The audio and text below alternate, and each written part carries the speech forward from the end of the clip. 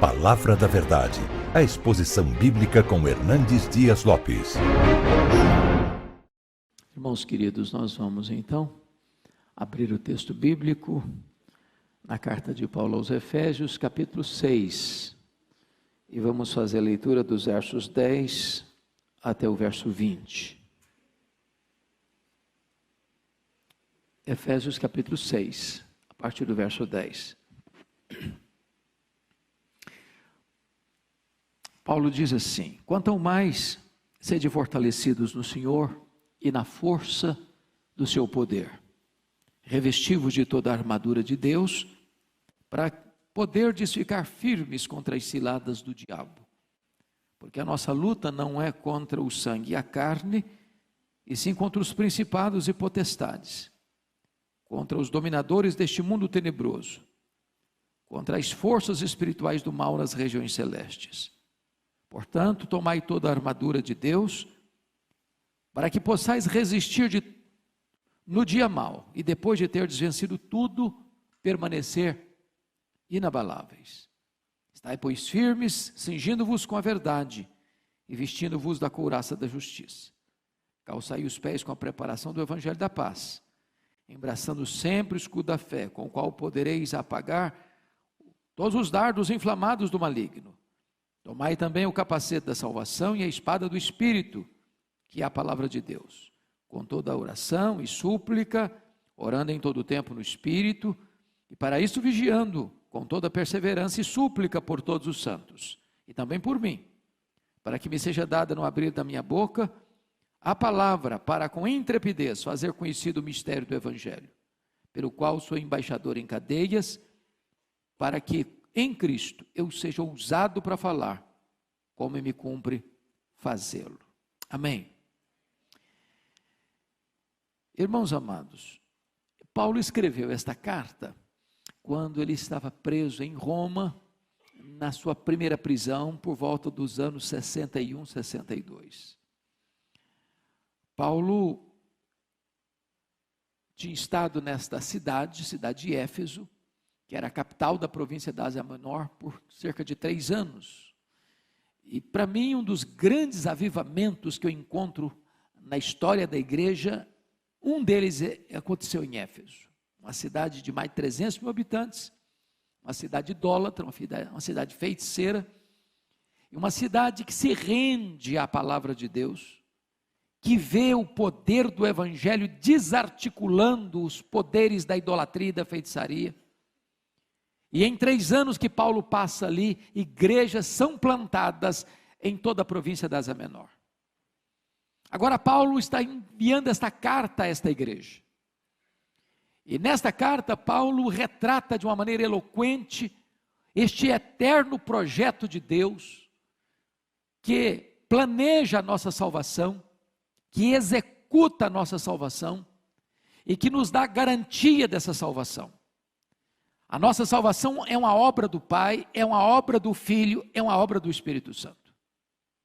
Depois que Paulo retrata este plano eterno que se consuma na história, que tem a garantia de que será verdadeiramente consumado na segunda vinda de Cristo, ele ora para que a igreja entenda a riqueza desse chamamento, qual a riqueza da sua herança e qual o poder que está à sua disposição. Paulo mostra nessa carta ainda como nós éramos antes deste encontro com Cristo, estando nós mortos, estando nós depravados, estando nós condenados, estando nós escravizados ao diabo, ao mundo e à carne. Mas Deus, porque nos amou e por causa da riqueza da sua graça, nos salvou, pela graça mediante a fé, para as boas obras. E Paulo então mostra como Deus junta judeus e gentios num único corpo, numa única igreja.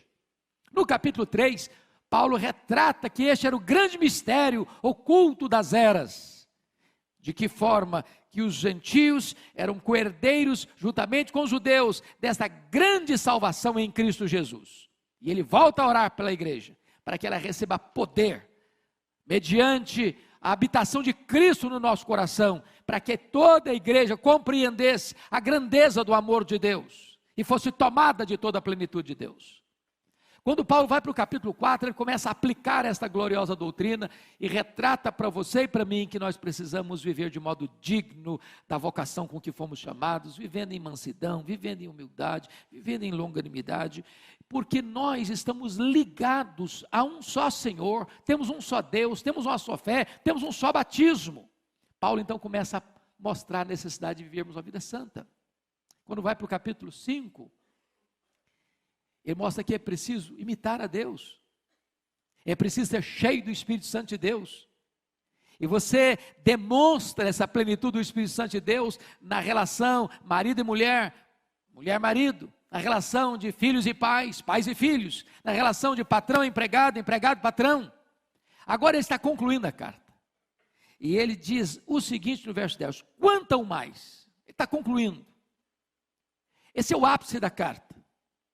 E ele vai mostrar para você e para mim que o fato de você ser escolhido por Deus na eternidade, o fato de você ter sido remido por Cristo na cruz, o fato de você ter sido selado com o Espírito Santo da promessa, o fato de você ter sido colocado e enxertado no corpo de Cristo, o fato de você ser cheio do Espírito Santo, o fato de você ter uma família bonita, o fato de você ser uma pessoa abençoada no seu trabalho, não livra você de uma grande batalha espiritual.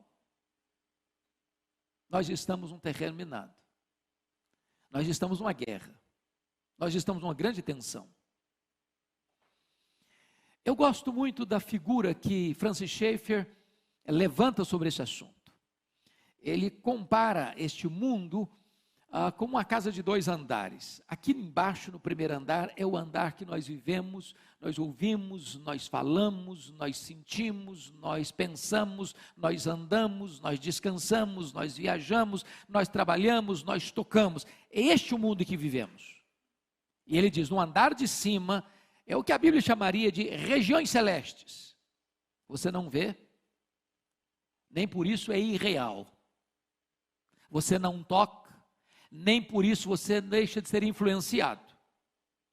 E aqui em cima, nesse andar de cima, você tem anjos de Deus que estão protegendo você, que são ministros de Deus, para guardarem você, abençoarem você, cuidarem de você, mas você tem também inimigos hostis, que vieram para roubar, para matar, para destruir.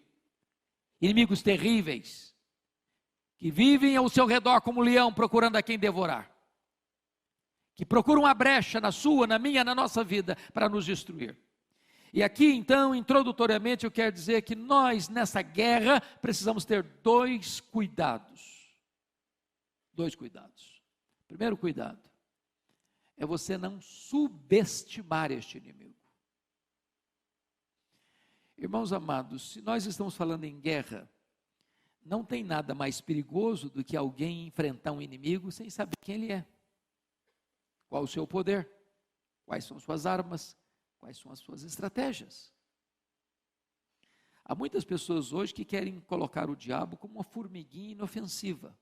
Não é assim que a Bíblia trata do assunto. Paulo diz que nós não devemos ignorar os seus desígnios. Então, essa luta é desigual. Por isso as nossas armas não podem ser carnais, mas precisam ser poderosas em Deus, para destruir fortalezas e anular sofismas. Então, não entre nessa guerra de cara limpa, porque você não tem armas suficientes em você mesmo para enfrentá-la e vencê-la. Mas se há um outro polo perigoso também, que é superestimar este inimigo. É de você viver a vida cristã com medo dele. E em momento algum a Bíblia não me ensina a ter medo do diabo e dos seus agentes. O que a Bíblia me ensina é temer a Deus e resistir ao diabo. É preciso entender que o diabo e seus agentes, o diabo não é um Deus caído, ele é um anjo caído. É preciso entender que o diabo, ele só pode agir dentro dos limites que Jesus estabelece para ele, e nem 1 centímetro a mais.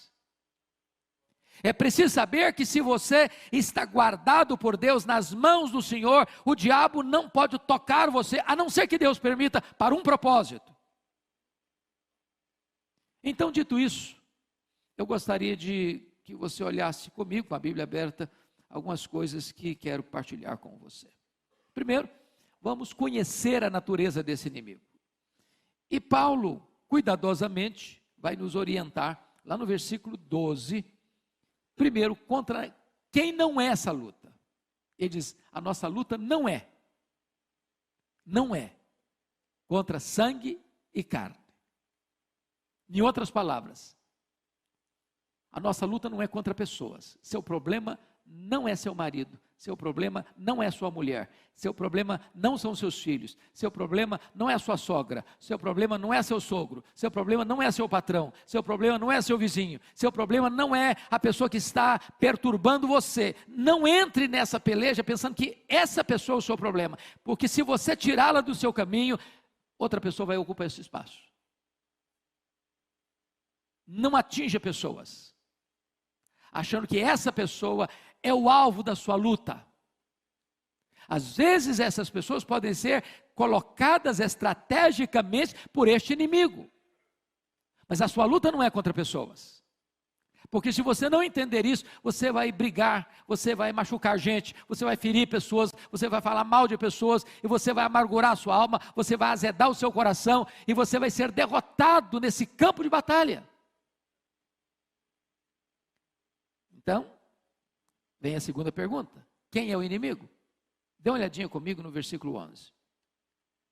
Revesti-vos de toda a armadura de Deus, para poderes ficar firmes contra as ciladas do diabo. Note você que aqui o diabo é apresentado como se fosse o líder dessa corja, o líder deste grupo que ele vai descrever no versículo 12. Principados, potestades, dominadores deste mundo tenebroso e forças espirituais do mal. Então a sua guerra, a sua luta é contra esse ser caído, maligno, perverso, assassino, ladrão, esse inimigo que a Bíblia chama de dragão, Abaddon, Apolion, tentador, destruidor, que a Bíblia chama de antiga serpente, leão que ruge, homicida desde o princípio. Se você perceber, esse ser, embora tão maligno e tão mau e tão perverso, ele não está sozinho. Ele não está sozinho. Porque ele não é um Deus caído, ele não tem os atributos de Deus. O diabo não é onipresente, ele não é onisciente, ele não é onipotente, ele não é transcendente, mas ele também não está sozinho. À luz de Apocalipse capítulo 12, versículo 3, quando ele cai, ele arrasta com a sua cauda 1/3 das estrelas. Isso é uma expressão bíblica para descrever que 1/3 dos anjos de Deus foram precipitados no abismo com ele. E esses seres malignos estão sob seu comando, dentro deste reino das trevas, trazendo tantas perturbações e angústias e perplexidades aos homens.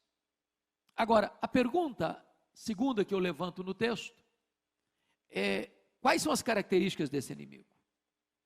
A primeira coisa que você vai notar comigo é que esses inimigos são poderosos.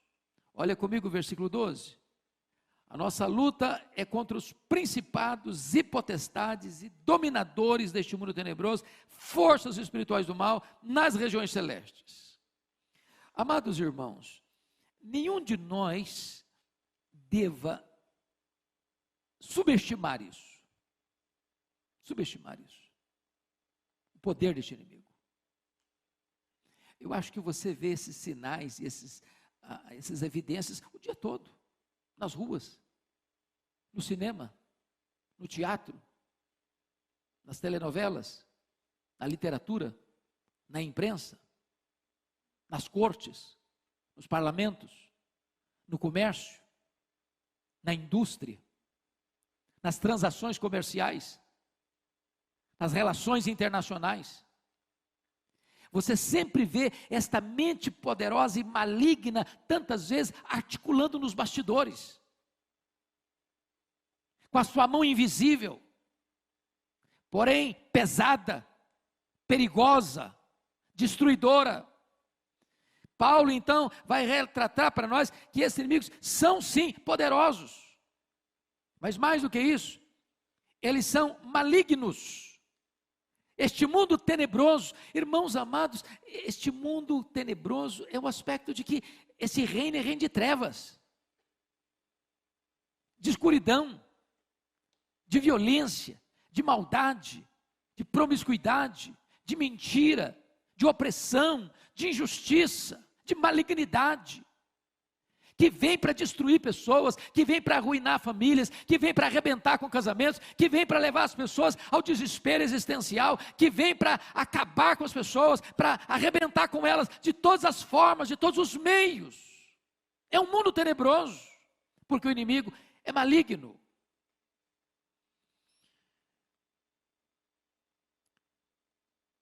Mas tem um outro aspecto que vale a pena destacar. Esses inimigos são também astutos.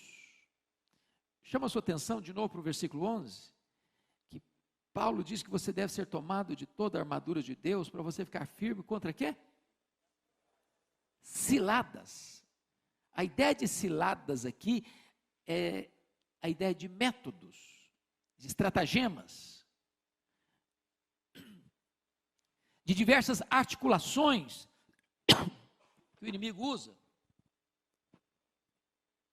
Em outras palavras, o diabo tem mais de um figurino, ele tem mais de uma armadura, ele tem mais de uma máscara, ele tem mais de uma estratégia. Talvez depois de Deus ninguém conheça você mais do que ele. Ele pesquisa você, ele vive ao seu redor, ele busca uma brecha na sua vida, ele conhece os seus pontos fortes e os seus pontos fracos, ele sabe explorar isso. Para cada pessoa, a tentação vem de forma diferente. Tem gente que o problema dele é área sexual, a fraqueza é essa. Para outro, o problema é dinheiro, a fraqueza é dinheiro. Para outra, a fraqueza é vaidade, é soberba, é grandeza. Para cada pessoa ele vai entrar com uma proposta diferente, com uma bandeja diferente, com um cardápio diferente, com uma proposta sedutora diferente. Ele tem muitos métodos, ele tem muitas variantes, como aquele filme O Advogado do Diabo apresenta no final. Quando você acha que você é bom numa área, aí está talvez o seu ponto mais vulnerável. Porque quando você acha que você é forte numa área, você corre o risco de não vigiar. E aí você fraqueja. Mas notem comigo, irmãos, quais são essas estratégias então? Vamos pensar um pouquinho nas estratégias desse inimigo. Lá em Lucas 11, versos 21 e 22, diz que o diabo é uma espécie de valente que tem uma casa e guarda em segurança todos os seus bens. O que significa isso? Significa que o diabo tem sob o seu comando pessoas na casa dele, guardada em segurança por ele.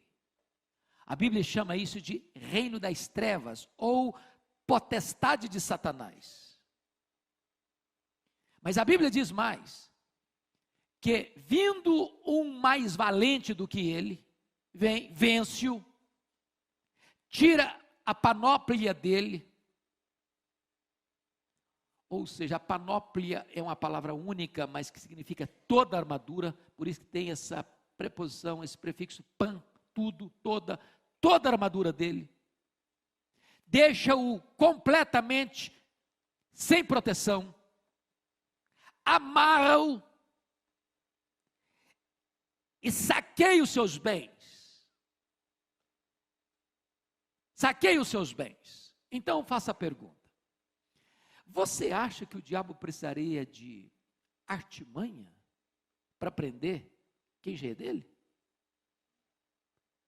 Você precisa de um laço para pegar um passarinho que já está dentro da gaiola?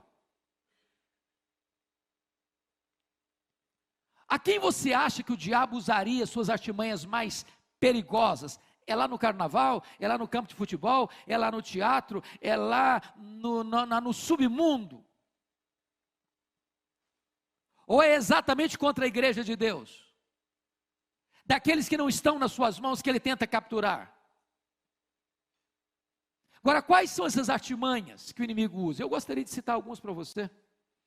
Primeiro, está lá em Mateus 13:19, que quando a semente, a palavra de Deus é semeada, vem o maligno e arrebata essa semente do coração. Irmãos, eu não sei quanto a vocês, mas todo culto onde a palavra de Deus é pregada, é um território de batalha espiritual. Eu conheço gente que vem para a igreja e bastou sentar, o cara pode estar sem uma gota de sono, o cara dorme. Dorme. Dá um sono nele que não tolera.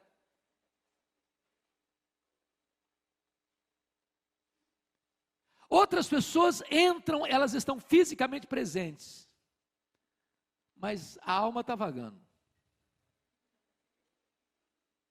Pensando em mil coisas, menos não está escutando ali.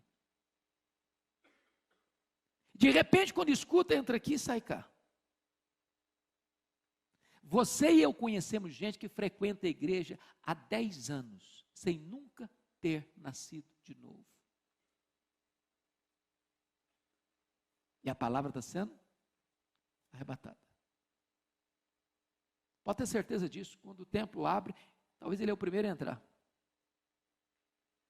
É luta, é batalha.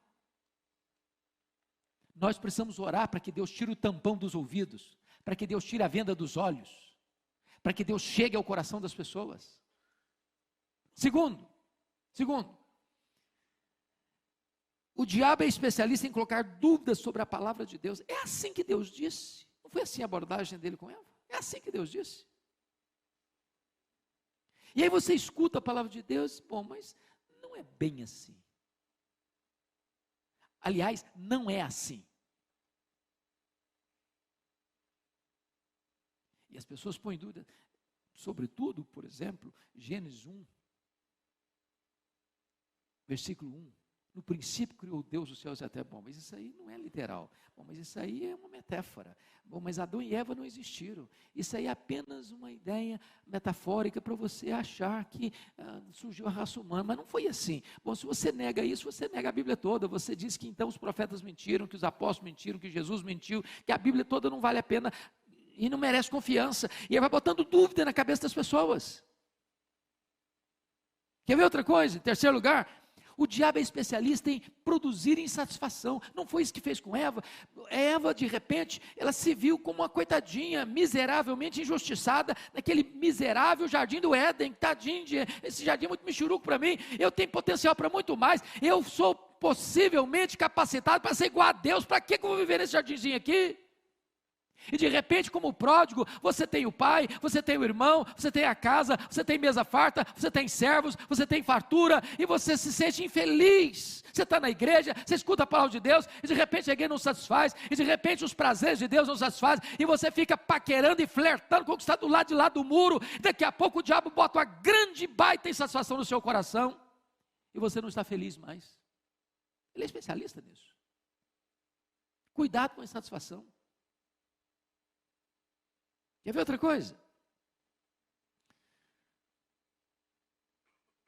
O diabo, ele é especialista em produzir uma espécie de raiva no seu coração, que se instala, e você diz, eu não suporto aquela pessoa, eu não quero nem ver a cara dela. Quando eu escuto a voz dela, meu corpo treme. E eu não perdoo também. Tem gente crente que não conversa com o irmão dentro de casa. Passa uma semana. Tem gente que frequenta a igreja, se o fulano senta do lado esquerdo, ele vai do lado direito, porque ele não fica perto. Sabe o que a Bíblia diz? Irai-vos e não pequeis.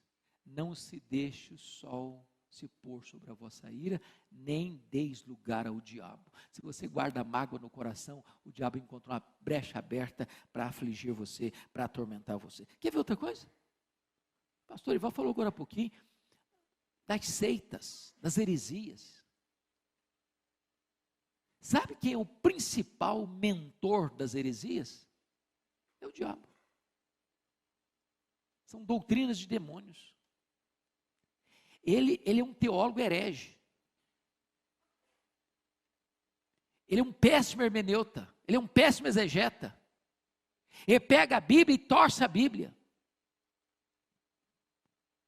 E muitas das heresias, irmãos, que estão aí circulando e atraindo tanta gente e capturando tanta gente, tem como fonte os demônios. Então são estratégias. Agora, quer ver outra estratégia dele? Olha comigo o versículo 13. Dá uma olhadinha aí. Portanto, tomai toda a armadura de Deus, para que possais resistir no dia mau. Eu fico impressionado com essa expressão aqui, porque a Bíblia diz que todos os dias, de certa forma, são maus. Nós vivemos num mundo que jaz no maligno. Você já tentou, por exemplo, ligar a sua televisão, ou a CBN, quem gosta de notícia, ou qualquer outro tipo de rádio, de FM, e escutar 1 hora e concordar com tudo aquilo que foi falado durante 1 hora? É isso mesmo. Subscrevo tudo isso aí. Você percebeu como é que é a coisa?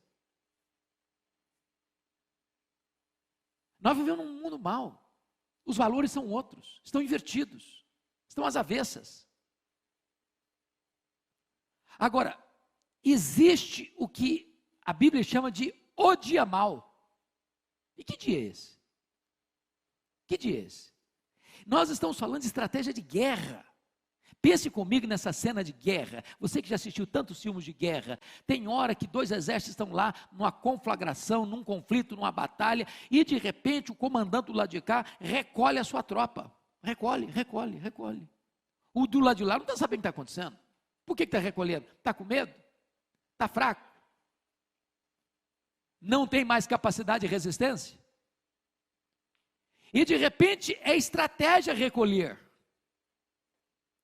E quando, todo filme de guerra é assim, você pode perceber isso, quando a cena está tranquila, os soldados estão subiando, assim, aquela camarinha, aquele negocinho assim, parece que está até numa colônia de férias, aí vem chumbo grosso. É assim na guerra, espiritual também. Pensa na casa dos 2 andares. Você está lá embaixo, no primeiro andar, tranquilo, no anais e tal, está tudo bem, está tudo em paz, está com saúde, família vai bem, está promovido no emprego, os filhos estão tudo bem sucedidos no trabalho, na escola, e está aquela maravilha, aquela nice, você nem vai para a igreja mais, também reunião de oração você não vai mais, vigília nem fala nisso mais, e você também está até de férias de Deus, e de repente está tudo calmo. Aí, de repente, lá do andar de cima vem uma ordem. Dia tal, chumbo grosso no fulano. Aí o cara acorda já meio atordoado. Já acorda, já briga com a mulher, grita com as crianças, chuta o cachorro. Buzina e grita com o cara no trânsito. Chega no trabalho e está aquela confusão. E ele nem está percebendo a natureza do problema que ele está enfrentando. É o dia mau. E se você não se aperceber que esta é uma hora de pressão em cima de você, você se descontrola. Você entra na carne. Você cai na esparrela. Você é derrotado na luta. Mas quer ver outra estratégia desse inimigo? Volta para o versículo 13 de novo comigo. É impressionante o que Paulo diz aí no finalzinho do verso 13. Para que possais, portanto, tomai toda a armadura de Deus, para que possais resistir no dia mau. O dia mau é para resistir. Resistir. Agora, o que diz aí?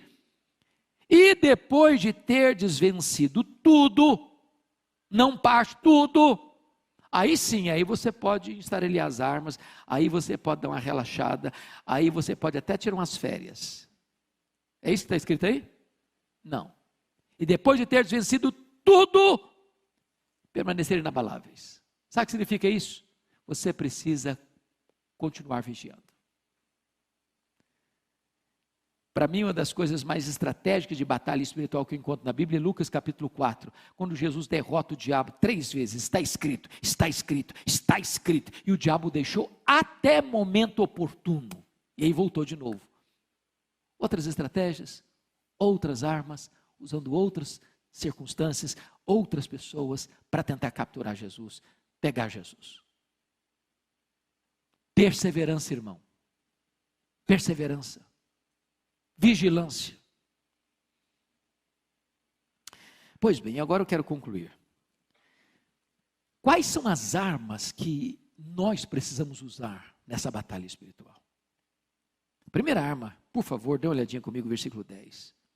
Quanto ao mais, sede fortalecidos no Senhor e na força do seu poder.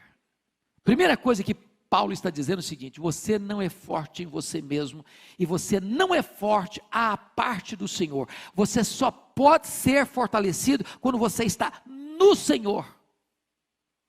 É nele, é dele que emana esse poder. O problema dessa luta, irmãos, não é a presença do diabo. O maior problema é a ausência de Jesus. Se você está em Jesus e sendo fortalecido nele, você é fortalecido com poder. É com Ele, é na presença dEle, é em comunhão com Ele, é tendo intimidade com Ele, é desfrutando da companhia dEle, é estando debaixo das asas dEle, é vivendo na presença dEle. Esse é o segredo de você ser revestido no Senhor e na força do seu poder. Não é possível você entrar nessa luta sem esse poder. No seu poder não vai.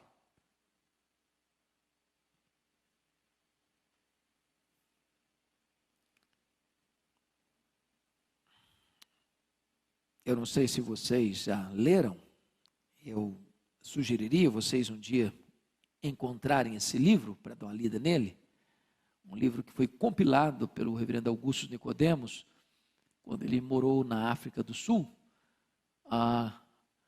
Reavivamento na África do Sul, é um livreto que você lê numa sentada, mas um dos livros mais fenomenais que eu já li, a história do avivamento de Quacisabando. E como é que aquele avivamento começou? É quando o líder daquele trabalho missionário, pastor Earl Stiggin, foi chamado para orar para uma moça possessa, endemoniada, e ele não conseguiu. E os missionários vieram, e não conseguiram.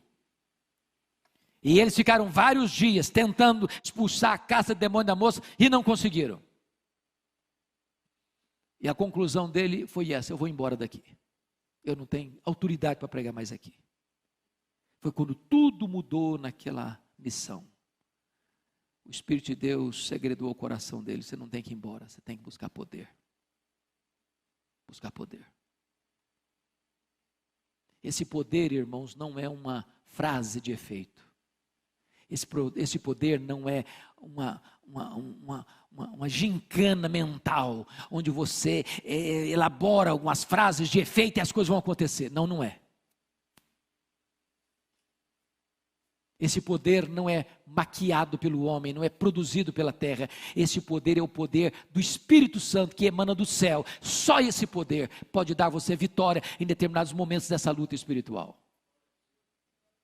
E Earl Stiggin então começa a orar, começa a jejuar, e os missionários começam a orar, e começam a jejuar, e começam a acertar a vida com Deus, e começam a chorar pelos seus pecados, e foram meses, foram anos de acerto com Deus, até que houve um grande derramar do Espírito Santo. A moça foi liberta, os feiticeiros foram se convertendo, e ali milhares, e milhares, e milhares, e milhares de pessoas foram sendo salvas. Eu visitei esse local. E eu confesso que durante toda a minha vida, eu nunca vi, foi o lugar que mais eu senti a presença de Deus em toda a minha vida. Era uma espécie de, parecia que você via Deus no ar. Eu nunca vi nada igual.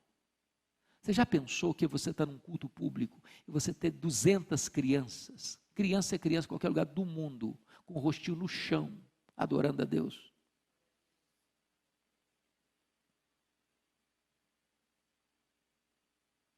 Milagres extraordinários acontecendo. Cegos vendo, coxos andando, mortos ressuscitando.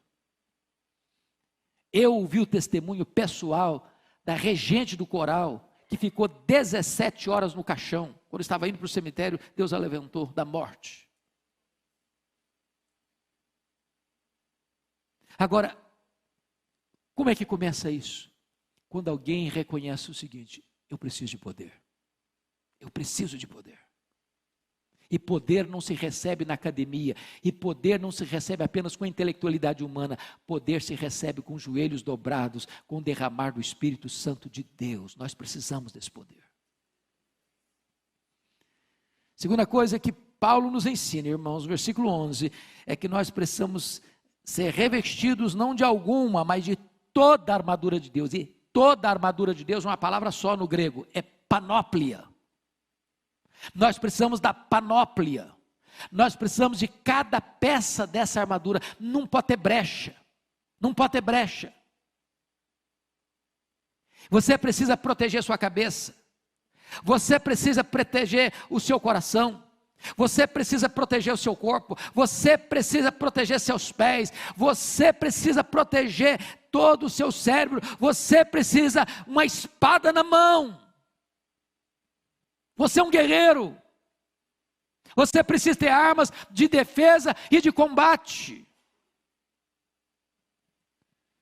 E depois que tudo isso estiver pronto, então, versículo 18 diz que você precisa fazer isso num ambiente de oração, com toda oração e súplica, orando em todo o tempo, no Espírito, e para isso vigiando com toda a perseverança e súplica por todos os santos. Eu queria concluir fazendo uma pergunta a você.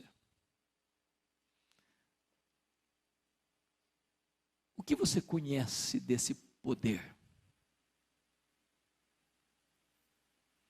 Ou, quão consciente você está hoje de que você precisa desse poder?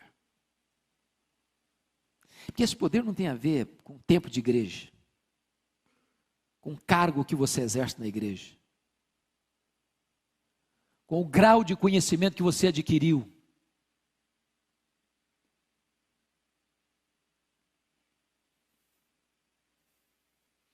Eu disse isso aqui há alguns anos, e eu queria repetir porque o nosso auditório é outro hoje.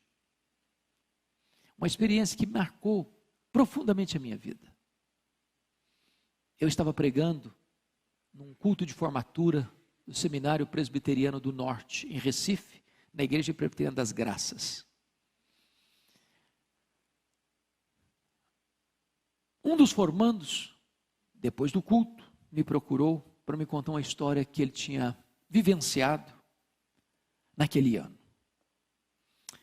Ele era um bom pregador e hoje ele é um missionário fora do Brasil.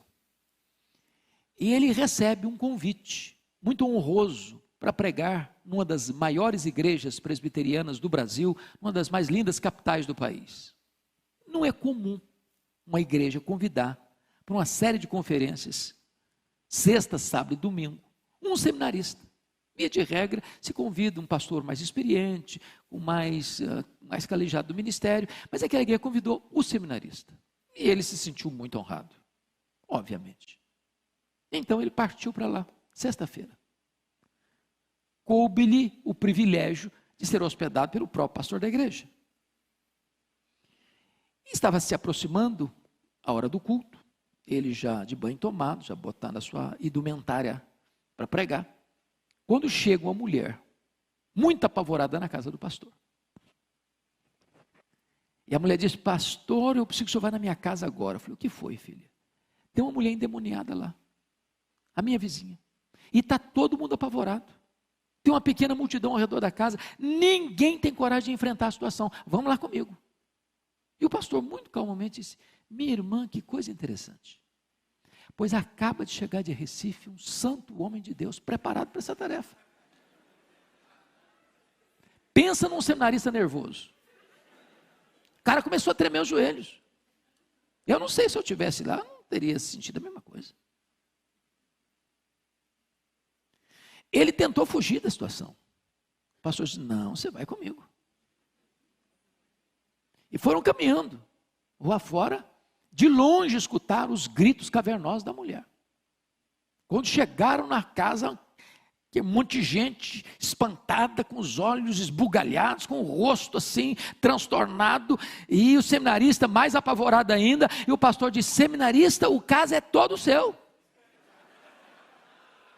Pode entrar na casa. Quando ele entrou, ele se deparou com um quadro horrível. Aquela mulher estava com os cabelos desalinhados, com o rosto desfigurado, com os olhos muito cheios de ódio. E quando ele tentou esboçar a primeira palavra, ela lhe deu uma bofetada na cara e jogou ao chão. E no chão ele ficou por mais de 1 hora. E ela bufando ao redor dele como uma fera selvagem. E vou lhes dizer que ele é um cara de quase 2 metros de altura. Ele me disse em lágrimas, esse pastor Hernandes, caído e nocauteado ali, eu senti e vi, como um filme passar em minha cabeça, a minha história. Seminarista, formando, cheio de arrogância, achava que eu era o tal. Caído, envergonhado, humilhado. Seus pecados vinham como um filme na sua cabeça. Até que depois de muito tempo, ele disse, me senti como Sansão, agarrado nas colunas daquele templo, e fazendo a seguinte oração, oh meu Deus, eu ainda sou teu servo, tem misericórdia de mim, restaura minha autoridade, restaura meu poder, não me deixe envergonhado, Senhor. E quando ele começa a orar desta maneira, a mulher cai. E quando a mulher caiu, ele se levantou. Porque diante de Deus, humildade, mas diante do diabo, autoridade. Autoridade. E ele se levantou, e no nome do Senhor Jesus Cristo, ele deu ordem àqueles demônios para se retirarem daquela mulher. Ela ficou liberta. E ele me disse algo que eu nunca mais esqueci. Ele me disse assim, pastor Hernandes, nesse dia eu descobri uma coisa. Não basta ser crente. Não basta ser líder. Não basta ser diácono, presbítero, seminarista, pastor, missionário. É preciso ter o poder do Espírito Santo de Deus na nossa vida. Quanto ao mais, sede fortalecidos no Senhor e revestidos da força do seu poder. Você quer esse poder, irmão? Ele está à sua disposição, está à minha disposição. Paulo diz isso lá no 1º capítulo. A suprema grandeza do poder de Deus está à nossa disposição, o mesmo poder que ressuscitou Jesus dentre os mortos. Eu queria orar com você agora. E se você anseia esse revestimento de poder, eu vou pedir permissão ao meu pastor aqui, para fazer uma coisa diferente. Convidar você para vir aqui à frente. Se você deseja isso, almeja isso para a sua vida, para o seu coração. Senhor, eu preciso desse poder. Eu quero esse poder.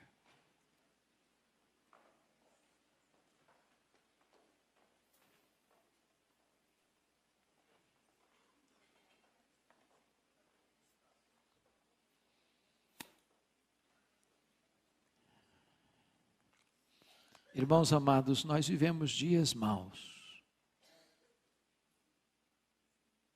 A força das trevas está aí agindo, solta.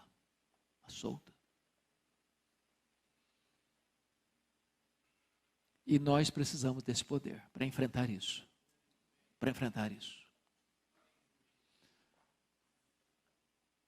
Eu não sei se vocês viram, eu estou com o meu coração ao mesmo tempo empolgadíssimo.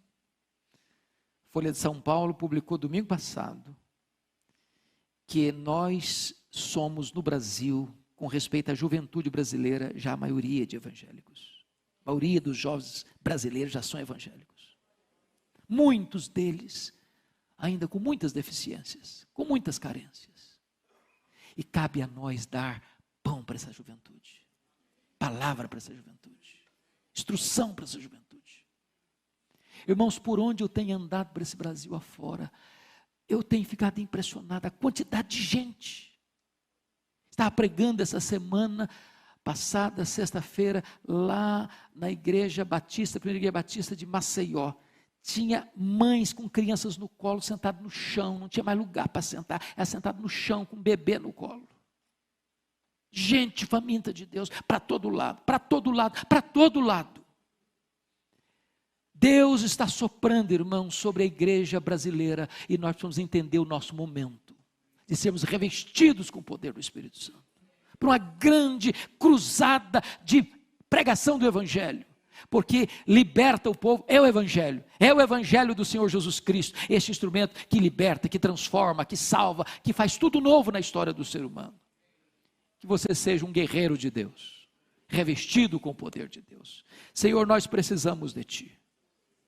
Aqui estamos, Senhor, carentes da Tua graça, reconhecidos, meu Deus, de que nós fomos alcançados por esta graça, transformados por ela, regenerados pelo Teu Espírito, selados pelo Teu Espírito. Hoje fazemos parte da Tua família, do Teu rebanho. Hoje fomos enxertados no corpo de Cristo. Louvado seja o Teu nome.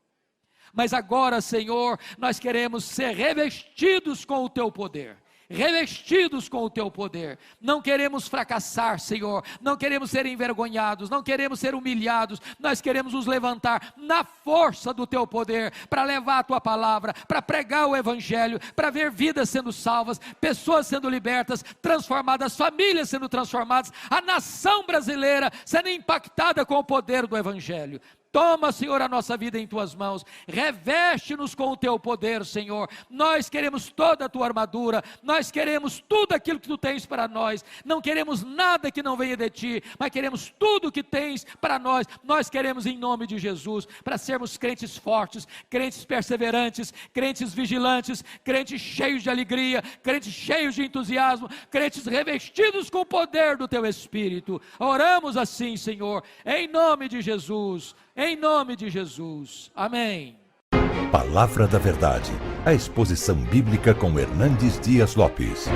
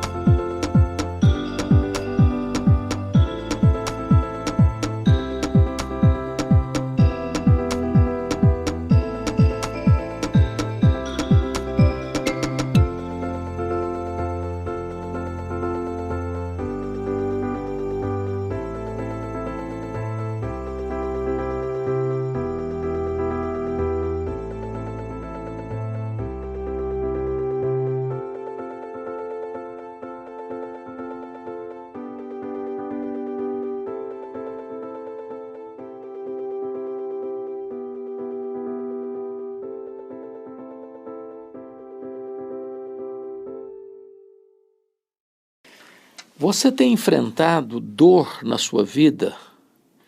E eu não estou falando agora daquela dor física que você resolve com analgésico, mas daquela dor da alma, que acicata você, que achata você. Como superar a dor?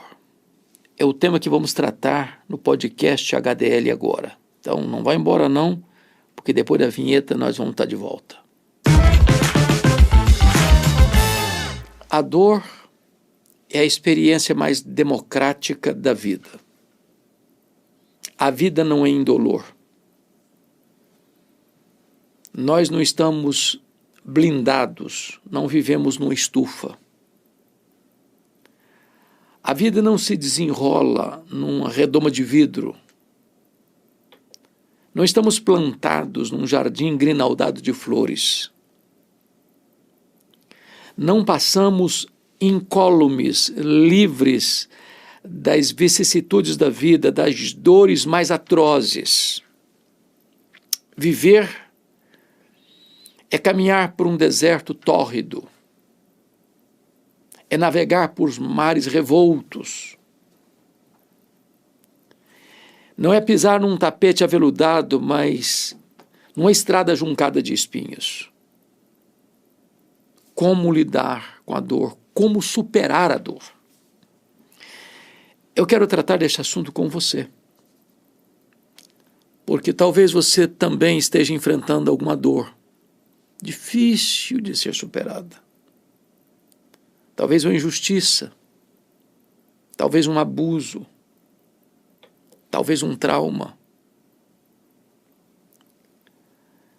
talvez o rompimento de um namoro, de um noivado, talvez um divórcio doloroso, talvez uma doença crônica, talvez um luto traumático, talvez uma falência financeira, talvez um sonho frustrado. Eu não sei quais são suas dores, mas eu gostaria de tratar com você nesse podcast como superar a dor. E talvez uma das melhores maneiras de olhar isso é à luz de uma biografia, da vida de um personagem. Porque podemos tomar medidas equivocadas ou entrar por uma estrada perigosa na busca de aplacar essa dor. Tem muita gente que, para aliviar a dor, se embebeda e acaba se tornando um prisioneiro do álcool.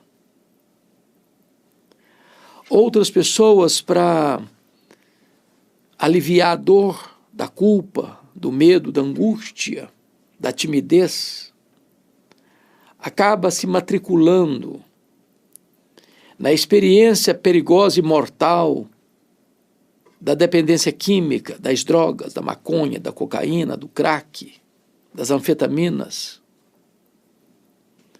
Outros, para tentar superar a dor do luto, por exemplo, mergulham no sincretismo religioso, buscando comunicação com os mortos para saber como é que está a pessoa que partiu. E ficam presas no cipoal desse misticismo. Como superar a dor? Eu vou tratar dessa matéria com você à luz de 1 Crônicas 4, 9 e 10. É a história de um homem que superou a dor. E me permita a leitura desses 2 versículos para que a gente mergulhe nesta passagem, extraindo daqui algumas lições de como superar a dor. Está escrito assim: foi Jabes, mais ilustre do que seus irmãos. Sua mãe chamou-lhe Jabes, dizendo, porque com dores o dei à luz. Jabes invocou o Deus de Israel, dizendo, ó, tomara que me abençoes e me alargues as fronteiras, que seja comigo a tua mão e me preserves do mal, de modo que não me sobrevenha aflição. E Deus lhe concedeu o que tinha pedido. Então, eu chamo a sua atenção para alguns pontos aqui. Primeiramente, esse rapaz, chamado Jabes, ele era descendente da tribo de Judá. Ele foi carimbado, tatuado, marcado por um estigma colocado pela sua própria mãe. O nome que lhe foi dado representa o fato de que ela o deu, ou ela deu à luz, em meio de dores. Isso era carimbar esse rapaz, marcá-lo indelevelmente, dizendo: você só sobreviveu porque eu sofri demais para dar à luz a você. A sua vida foi às custas de um sofrimento atroz, de uma aflição avassaladora. E ele haveria de carregar esse estigma. Ele haveria de trazer sobre as suas costas esse peso esmagador de ser a causa do intenso e doloroso sofrimento de sua mãe. Ele haveria de carregar esse legado pesadíssimo. Quando alguém perguntasse como é que você chama, Jabes significa que ele nasceu no meio de dores. Não ele, a mãe. Que ele era o causador do sofrimento da mãe.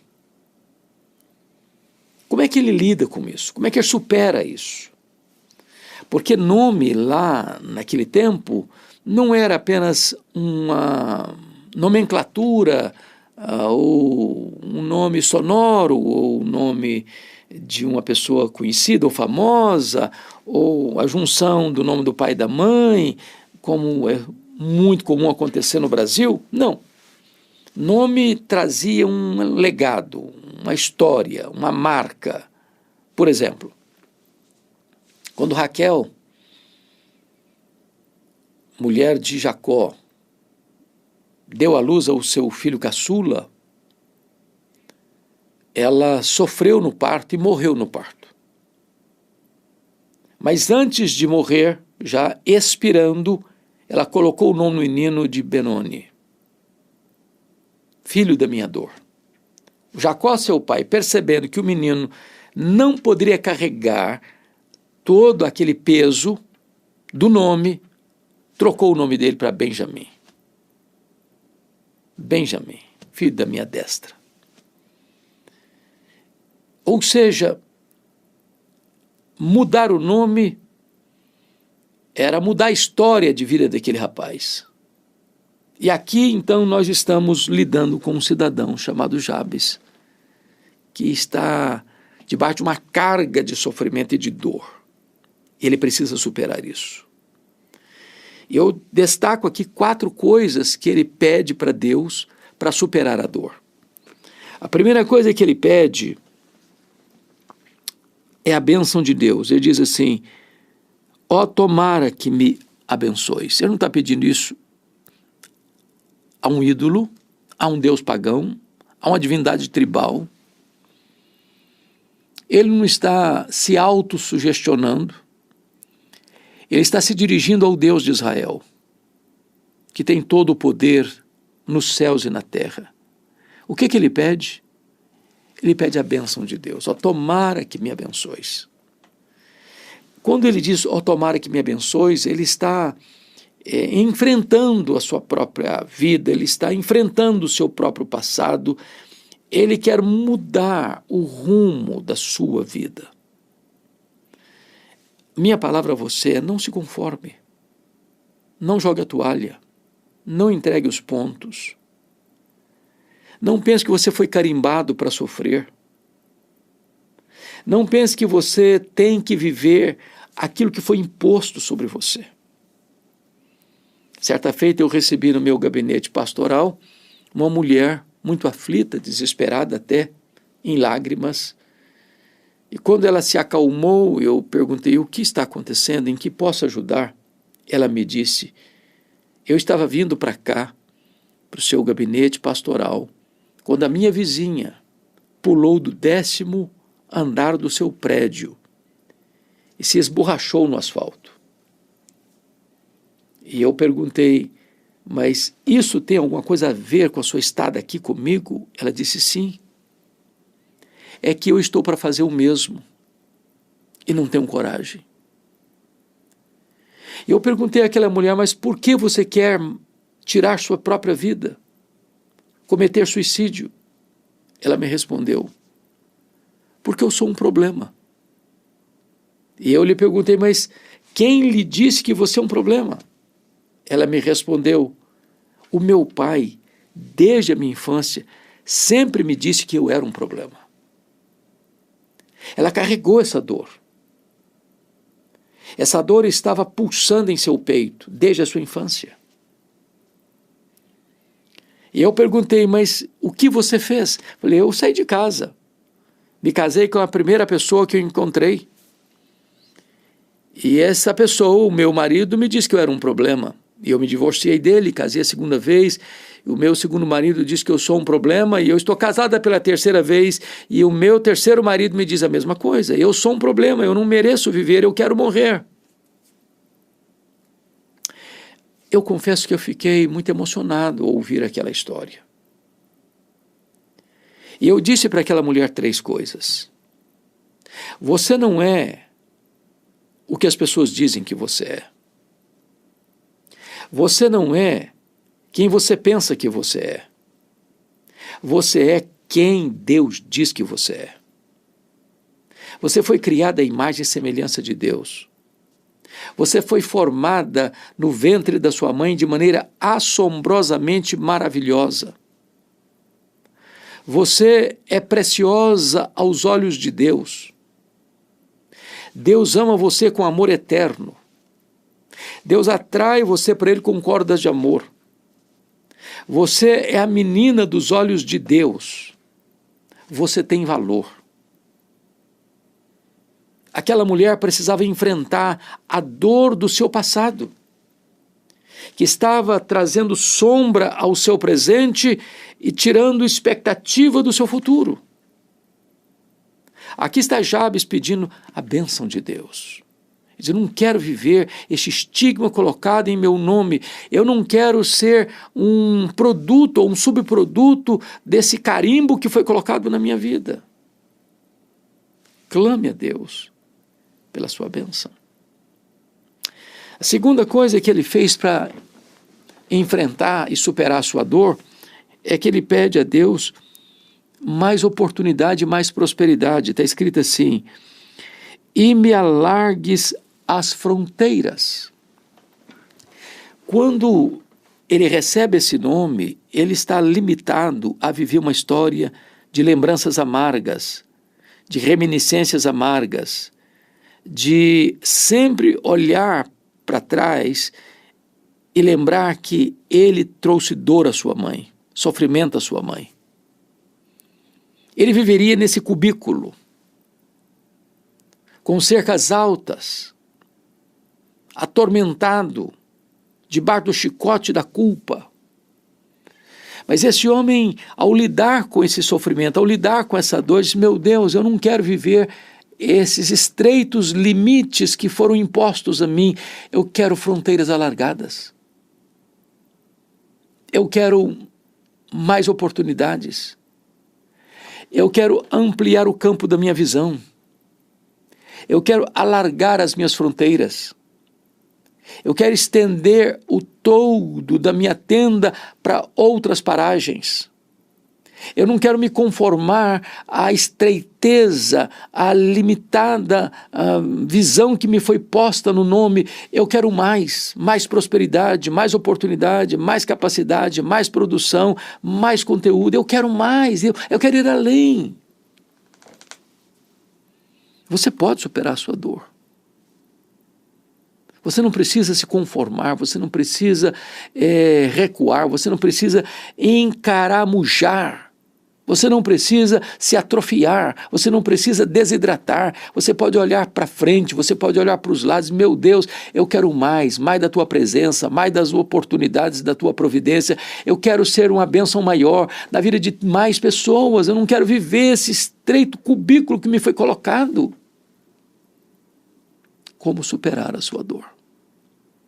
Pedindo para Deus abrir o campo do seu trabalho, abrir o campo das suas oportunidades, ser um vaso de honra nas mãos de Deus, um instrumento nas mãos de Deus, para fazer mais para Deus, para ser mais útil para o reino de Deus, para produzir mais frutos para a glória de Deus. Tem tanta gente conformada, tem tanta gente que não reage, que se conformou, que se entregou, que se capitulou. Não seja assim. Enfrente o seu passado, lide com o seu presente, crie expectativas para o seu futuro. Peça a Deus mais oportunidades. Mas esse homem faz um terceiro pedido para Deus para superar a sua dor. Ele pede a presença de Deus. Ele ora e diz assim: e que seja comigo a tua mão. Aqui está um ponto decisivo para você superar a sua dor, porque a dor sem a presença de Deus, de fato, é quase insuportável ou insuportável. Quando esse homem está pedindo que seja comigo a tua mão, ele está reconhecendo uma coisa: a maior necessidade dele não é de coisas, é de Deus. Não é de bens materiais, é da mão de Deus. Não é de sucesso profissional, é da presença de Deus. Não é de conquistas acadêmicas, é da companhia de Deus. Não é de glamour e reconhecimento popular, é da presença de Deus. Aqui está a maior riqueza, aqui está o maior sucesso, aqui está a maior conquista da vida, aqui está o maior prêmio da existência, é você andar debaixo da mão toda onipotente do Deus Todo-Poderoso. É por isso que, quando Deus disse para Moisés, lá no deserto, em face da rebelião do povo, que estava prostrado diante de um bezerro de ouro, abandonando o Senhor, Deus disse para Moisés: olha, Moisés, eu vou cumprir minha promessa, eu vou levar vocês à terra prometida, eu vou escalar um anjo para ir com vocês, eu vou dar vitória a vocês, eu vou vencer os inimigos de vocês, eu vou levar vocês para a terra que mana leite e mel, mas eu não vou com vocês. A minha presença não irá com vocês. E Moisés então respondeu para o Senhor: meu Deus, se tu não fores conosco, não nos faça subir desse deserto. Porque a terra prometida é de fato maravilhosa, a presença de um anjo é algo extraordinário, a vitória sobre os inimigos é algo exponencial, mas nada disso faz sentido se tu não fores conosco. É a tua presença. Deus é melhor do que as suas bênçãos. O doador é melhor do que a dádiva, o abençoador é mais importante do que a bênção.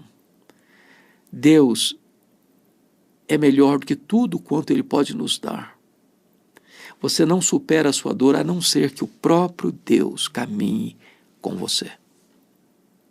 Mas como superar a dor? Jabe nos ensina a quarta lição. Ele deseja agora a proteção divina, quando ele diz assim: e me preserves do mal, de modo que não me sobrevenha aflição. Ele sabe que na jornada da vida há muitos males, que ele está exposto a muitos perigos. Como disse no começo, a vida não é indolor. Nós enfrentamos inimigos visíveis e invisíveis. Nós lidamos com perigos reais e irreais, humanos e espirituais. A nossa luta não é contra carne e sangue, mas contra principados e potestades, dominadores deste mundo tenebroso e forças espirituais do mal.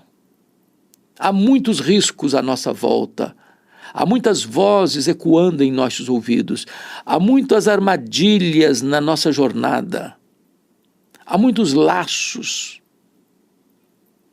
há muitas tentações. O inimigo nos espreita, nos cerca, rugindo como um leão ao nosso derredor, procurando nos devorar. Então, Jabes entende uma coisa: ele não pode lidar com isso sozinho. Por isso ele ora: e me preserves do mal. Porque só Deus pode nos preservar do mal. Nós não temos tutano espiritual para ficarmos de pé, escorados no bordão da autoconfiança. Somos frágeis, somos fracos, somos limitados, somos contingentes, precisamos de socorro, de ajuda, de um braço onipotente, de uma força sobre-humana, do poder de Deus a nos sustentar na caminhada. E me preserves do mal, de modo que não me sobrevenha aflição. Está dizendo o seguinte: Deus, tudo aquilo que foi colocado no meu nome como carga de negatividade, como carga de sofrimento, de dor, de tristeza, de lamento, meu Deus, eu não quero viver, essa aflição foi imposta sobre mim, que me livres dessa aflição, me livre, Senhor, de modo que não me sobrevenha essa aflição. Agora deixa eu lhe dizer algo maravilhoso. Quando você ora, Deus responde, porque o texto termina dizendo assim: e Deus lhe concedeu o que lhe tinha pedido. Pedi, dar-se-vos-á. Buscai e achareis. Batei e abrir-se-vos-á, porque todo que pede recebe, todo que busca encontra, todo que bate abrir-se-lhe-á. Você pede e Deus dá. Você ora e Deus responde. Você intercede e o braço de Deus é acionado em seu favor. Como superar a dor? O texto nos informa aqui que um recurso poderoso que Deus põe na sua mão é a oração. A oração não é para gente forte, é para gente fraca. Quando você ora, você está reconhecendo e confessando a sua fragilidade, a sua dependência. E não obstante isso, a oração é a arma mais poderosa que Deus colocou nas suas mãos, porque conecta a fraqueza humana com a onipotência divina e o altar da terra com o trono do céu. Quando você trabalha, mas quando você ora, Deus trabalha. E Deus trabalha para aqueles que nele esperam e confiam. Talvez você esteja lidando com muitas dores. Talvez você não tenha ainda superado as suas dores. Mas o Deus de Jabes, que mudou a sorte dele, a história dele, o legado dele, o futuro dele, é o Deus que pode também não só diagnosticar a dor que pulsa em seu coração, em sua alma, mas é o Deus que pode arrancar esse sofrimento, essa aflição, que pode abençoar você, alargar suas fronteiras, caminhar do seu lado, livrar você da tribulação, do sofrimento, da angústia, e responder a sua oração. Eu espero que esta breve reflexão, como superar a dor, possa ter abençoado o seu coração. E se você gostou dessa mensagem, compartilhe com outras pessoas. Compartilhe com outras pessoas. Quem sabe você conhece alguém que está precisando desta palavra. E você pode ser um agente de Deus na multiplicação desta mensagem para muitas outras pessoas. Deus abençoe sua vida.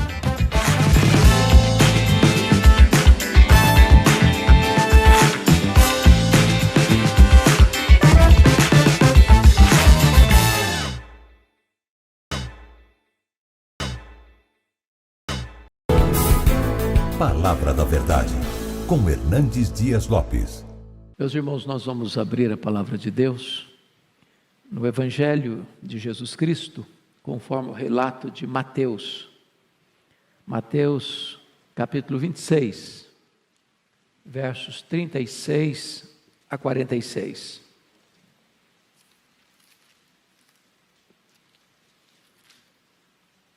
Mateus 26, 36 a 46. Jesus no Getsêmani.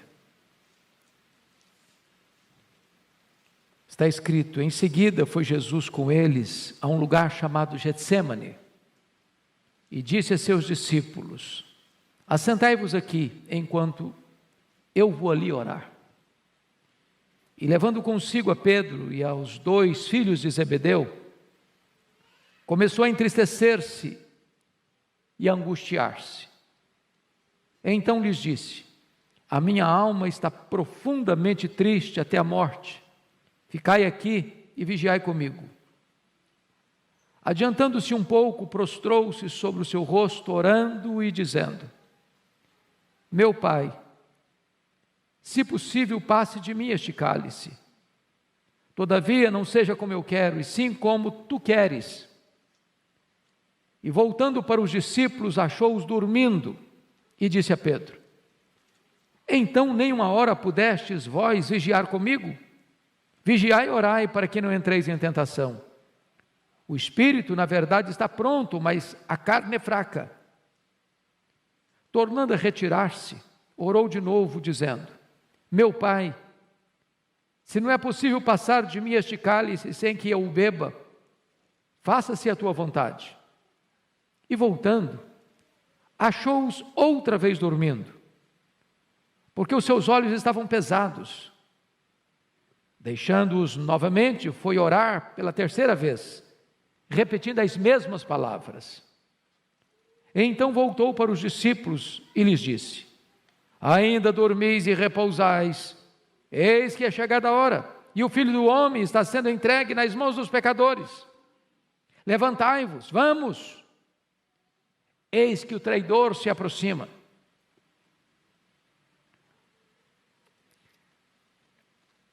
Meus amados irmãos, na terça-feira da chamada Semana da Paixão, somos informados pelo evangelista Marcos que os principais sacerdotes e os escribas tramavam a prisão de Jesus, a traição, com o propósito de matá-lo depois da festa da Páscoa. Muito provavelmente, foi nesta terça-feira que Jesus se reúne com os seus discípulos, a convite de Simão, o leproso, em sua casa, para um banquete, onde Maria, irmã de Marta e Lázaro, unge a sua cabeça e unge-o preparando-o para a sepultura. É provável que seja nessa terça-feira que, frustrado com o fato de Maria ter derramado aquele perfume caro sobre a cabeça de Jesus, avaliado em mais de 300 denários, e ele era ladrão e queria embolsar esse dinheiro, e que ele saiu dali, de Betânia, para ir a Jerusalém vender Jesus para o Sinédrio, para os membros principais do Sinédrio. E então, na quinta-feira, Jesus no cenáculo se reúne com seus discípulos para celebrar sua última Páscoa e transicionar a Páscoa judaica para a Santa Ceia, o sacramento da ceia. E ali Jesus Cristo ensinou as lições mais preciosas para os seus discípulos. Falou para eles do céu, falou para eles da segunda vinda, falou para eles do derramamento do Espírito Santo, prometeu a eles a sua paz. Ali o Senhor Jesus Cristo lavou os pés dos seus discípulos. E ali no cenáculo, Satanás entrou em Judas, o traidor. Depois de inaugurar a nova aliança em seu sangue, instituindo a ceia, Jesus cantou um hino e saiu com seus discípulos naquela noite fatídica quando o Sinédrio tramava a sua morte, quando os bastidores eclesiásticos já conspiravam contra Jesus, também Jesus alerta Pedro que naquela noite Pedro negaria. E então, eles saem do Monte Sião, do cenáculo, descem as encostas, atravessam o Vale do Cedron e penetram no jardim do Getsêmani, lugar conhecido e costumeiro onde Jesus orava. Aquele local tinha ali oliveiras, ali também tinha prensa de azeite, as azeitonas eram esmagadas. E diz a Escritura que quando Jesus entra nesse jardim para a oração, ele deixa 8 dos seus discípulos para trás e chama Pedro, Tiago e João, diz: vem comigo. E aí ele abre o coração para eles. E aí ele admite para eles a sua angústia, a sua dor, a sua tristeza. E ali Jesus passa por aquilo que nós chamamos do vale mais profundo da dor e do sofrimento, seu Getsêmani. À guisa ainda de introdução, eu quero dizer a você que, embora usemos esse texto para retratar o vale da nossa dor, o Getsêmani foi único na vida de Jesus. Nenhum ser humano jamais terá condições sequer de entender plenamente o que Jesus enfrentou no Getsêmani. Nenhum ser humano jamais vai enfrentar a dor e o sofrimento que Jesus suportou no Getsêmani. Por mais atroz que seja a dor, por mais amarga que seja a angústia, por mais dolorosa e prolongada que seja a experiência de sofrimento que você venha a passar, jamais você e eu saberemos o que foi o sofrimento de Jesus. Porque ali não foi apenas um sofrimento físico. Ele estava sendo preparado ali certamente para enfrentar a cruz. Ele sabia dos pregos que haveriam de rasgar as suas mãos, que haveriam de cravar os seus pés. Ele sabia também o sofrimento emocional de ser cuspido pelos homens. Ele sendo o Criador, o Rei da Glória, o Deus bendito eternamente. Ele sabia do seu sofrimento moral de ser crucificado entre 2 ladrões e salteadores, como um criminoso. Mas certamente a dor mais aguda, a dor mais terrível e amarga, que ele chamou de um cálice, passe de mim este cálice, foi a sua dor espiritual. Foi entender que aquele cálice se tratava da terrível e profunda e justa ira de Deus, que devia cair sobre a sua, a minha, a nossa cabeça, e que Jesus toma gota a gota, sorvendo todo aquele cálice da ira de Deus, que devia cair sobre nós. Pois bem, amados, eu gostaria que você olhasse comigo que esta experiência de Jesus retrata para você e para mim hoje as provas que nós enfrentamos nos vales da vida, com essa diferença de proporção. Eu sei que 2020 parece que não acabou. Nós só mudamos o calendário, mas a luta continua, da mesma natureza, com as mesmas preocupações, talvez com reverberações ainda mais densas e pesadas. Eu não sei a história de cada um, mas quando você caminha no meio de uma multidão e às vezes olha aquela multidão passando, indo, vindo, passando, indo e desaparecendo das suas vistas, cada pessoa esconde uma história de dor. Seja um jovem, seja um homem maduro, uma mulher madura, seja uma pessoa de cabelos brancos, ou já com a sua face sulcada de rugas. Há uma dor que lateja, que pulsa. Eu não sei quais são as provas, eu não sei quais são suas dores, eu não sei quais são os seus dramas, eu não sei quais são as suas lutas, eu não sei quais são os seus vales, eu não sei qual é o seu Getsêmani. Mas eu queria hoje, à luz desse texto, olhar com você que tipo de provas nós enfrentamos nesse vale.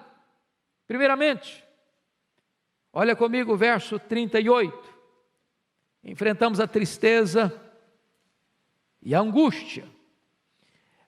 Chama a sua atenção para o fato de que Jesus, ao entrar no Getsêmani, primeiro admite a sua angústia para si mesmo, no verso 37.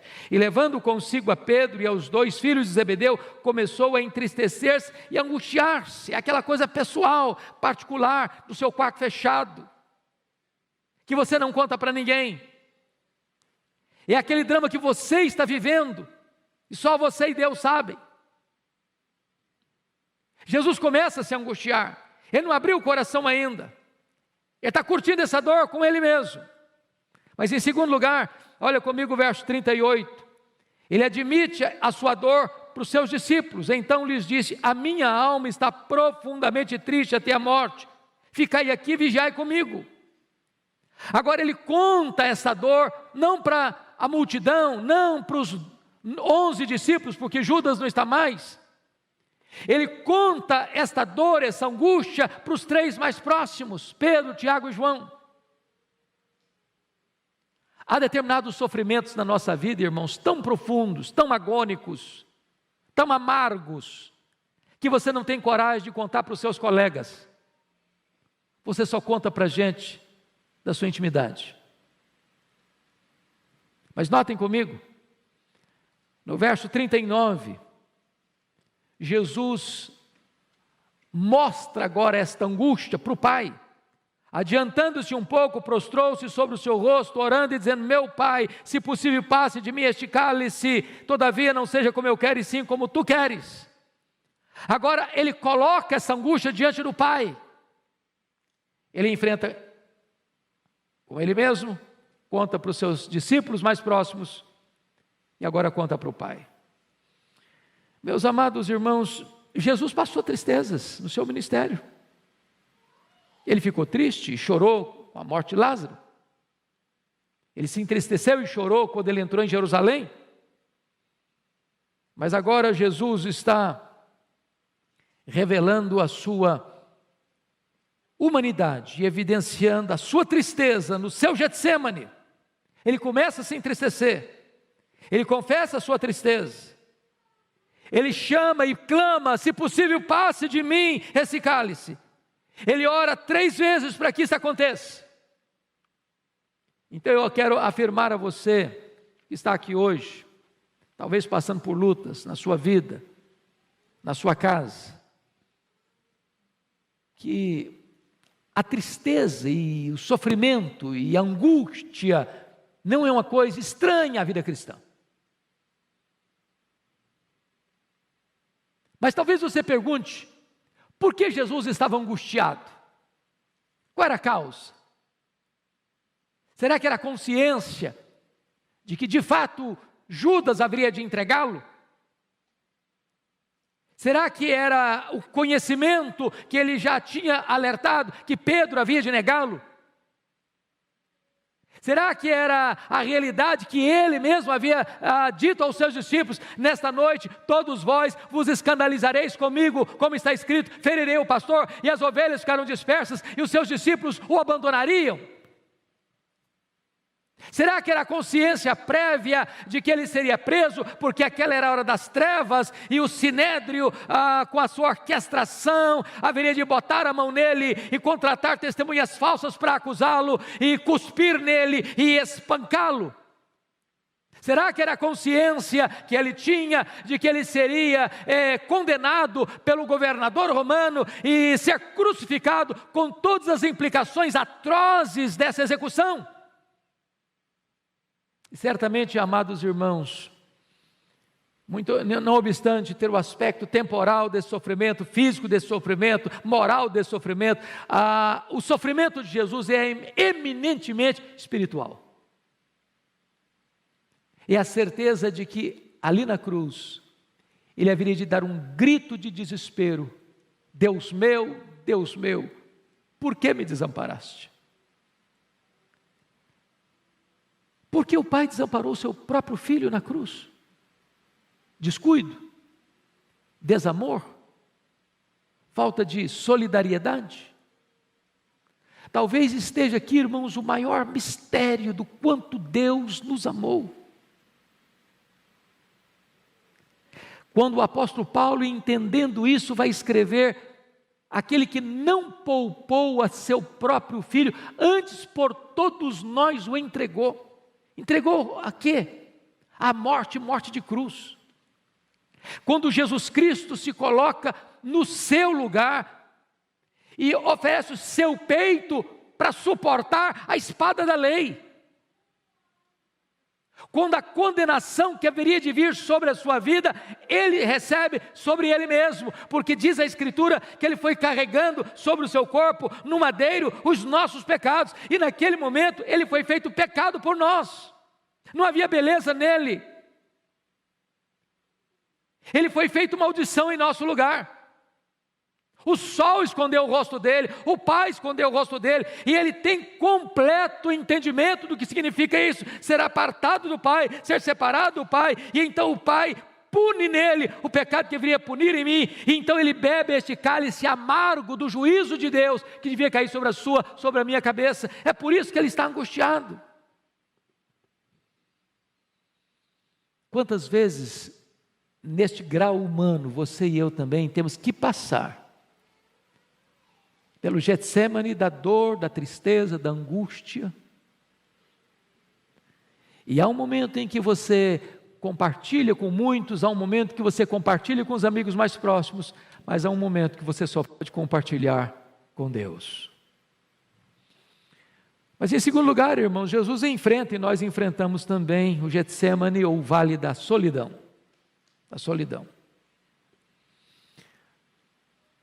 Diz a Escritura lá em João 6:66, que muita gente já havia abandonado Jesus, por causa do seu discurso.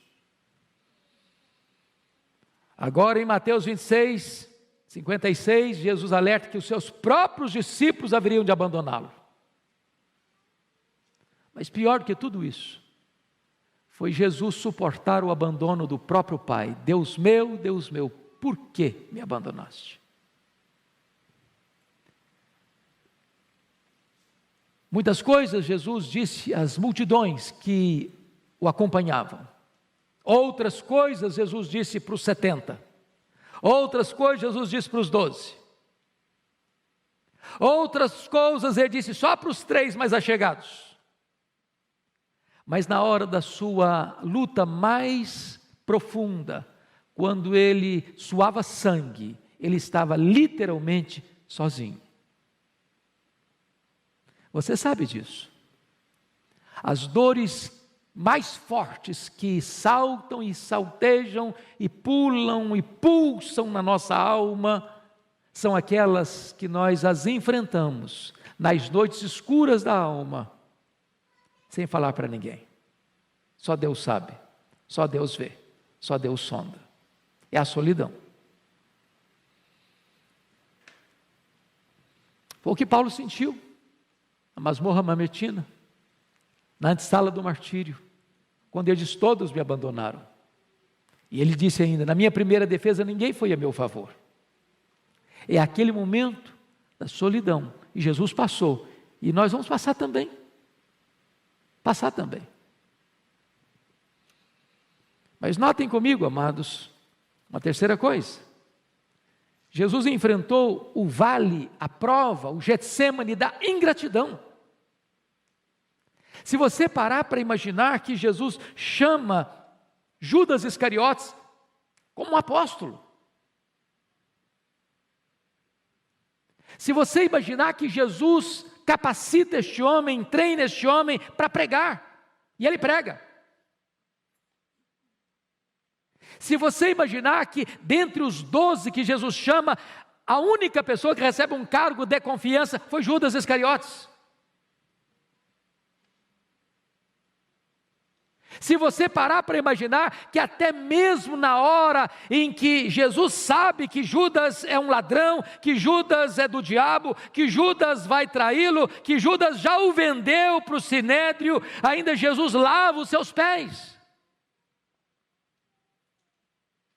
Se você imaginar que quando Judas capitaneia a turba que vem armada até os dentes para prender Jesus, como se ele fosse um perigoso criminoso, e Judas entra para liderar a turba, para dar a senha para que Jesus seja preso, deposita na face santa de Jesus o beijo traidor, e Jesus o chama de amigo. Se você imaginar que Pedro, que garantiu a Jesus que todos o abandonassem, ele jamais, porque estava pronto a ir com ele para a prisão e para a morte, e Pedro vai negá-lo covardemente. Se você parar para imaginar que todos os outros disseram, não, nós estamos prontos a ir contigo também para a prisão e para a morte, e todos fugiram acovardados. O que Jesus está enfrentando aqui é o drama da ingratidão. Ingratidão. E sabe, amados, talvez das dores da alma, uma das mais profundas, é quando as pessoas em quem você investiu,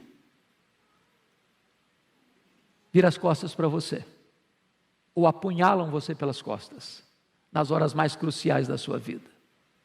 É o que Jesus está enfrentando, e que talvez nós um dia enfrentaremos. Mas a questão básica que eu quero destacar não é nem as provas, mas é como vencer essas provas. Como Jesus venceu essas provas? Primeiramente, através da oração. E sabe, Jesus deixou isso claro para os seus discípulos. Jesus tinha consciência daquela hora. Os discípulos deviam ter consciência dessa hora, porque saber que nos bastidores a coisa estava densa, eles sabiam. E Jesus os alertou, vigiai e orai, para que não entreis em tentação. E Jesus então, diz a Escritura, ele vai orar. E quando Jesus vai orar, ele tem 5 aspectos muito claros da sua oração. Primeiro, olhem comigo, amados irmãos, por gentileza. Jesus ora com humilhação. Pensa comigo nisso. Eu, quando leio esse texto, eu fico com o coração compungido, porque Jesus é o Rei da Glória, Ele é o Criador do universo. E diz a Bíblia que Ele se prostra, com o rosto no chão. E Hebreus 5,7 nos faz entender melhor. Ele ofereceu clamores ao que podia libertá-lo da morte, com forte clamor e lágrimas. Jesus não está só orando, não, Ele está chorando. Ele não está só orando e chorando, não, Ele está prostrado. Ele não está apenas orando, chorando e prostrado, não, Ele está com o rosto no chão. O Rei da Glória está orando de forma a prostrar-se com o rosto em terra. Mas em segundo lugar, irmãos, a oração de Jesus não foi só uma oração de humilhação, foi também de intensidade. Porque se você olha o relato de Lucas, Lucas disse que no segundo período de oração, foram 3, a agonia dele, aliás, na segunda período da oração, o anjo veio para consolá-lo, mas o anjo não veio para consolá-lo no sentido de livrá-lo da batalha, mas de fortalecê-lo para a batalha mais renhida ainda. Porque no terceiro período, ele já não chora só mais não, agora ele sua sangue, agora ele molha o chão não só com as suas lágrimas, mas também com o seu sangue, numa oração intensa. Mas em terceiro lugar, a oração de Jesus foi perseverante, ele orou 1, ele orou 2, ele orou 3 vezes. E Mateus nos informa que ele orou não apenas 3 meses, mas ele repetiu as mesmas palavras. Que palavras? Pai, se possível, passe de mim este cálice. Pai, se possível, passe de mim este cálice. Mas talvez quando você lê, é uma frase. É uma frase. Mas o primeiro período de oração de Jesus durou pelo menos 1 hora, porque a queixa de Jesus com Pedro foi essa: nem 1 hora pudeste vigiar. Nem 1 hora. Eu não sei se você tem o hábito de orar, mas se você não tem, experimente dobrar os seus joelhos e orar 1 hora ininterruptamente. Sabe o que vai acontecer? Você não vai ter assunto. Não vai ter. Quem não tem o hábito de orar, ora 5 minutos, não tem mais nada para falar.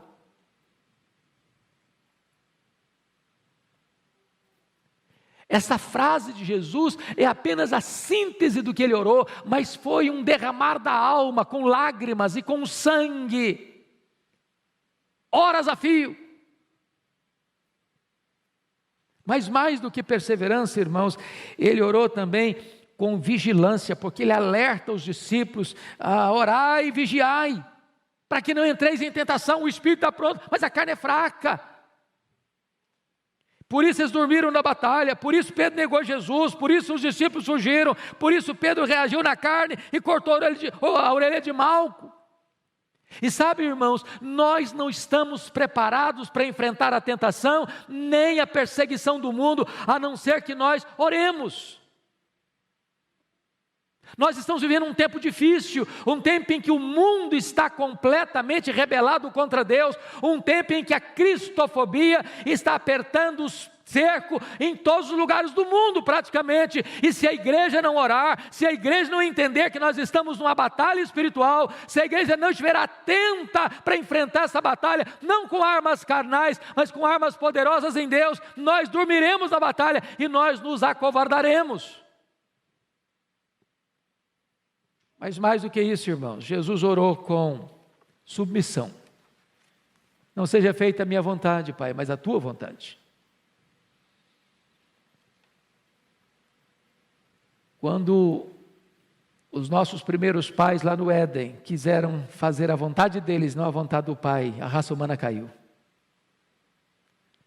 Mas quando Jesus disse, não seja a minha vontade, mas a tua vontade, e submeteu a vontade eterna do Pai, então os pecadores podem ser redimidos, e redimidos pelo sangue do Cordeiro.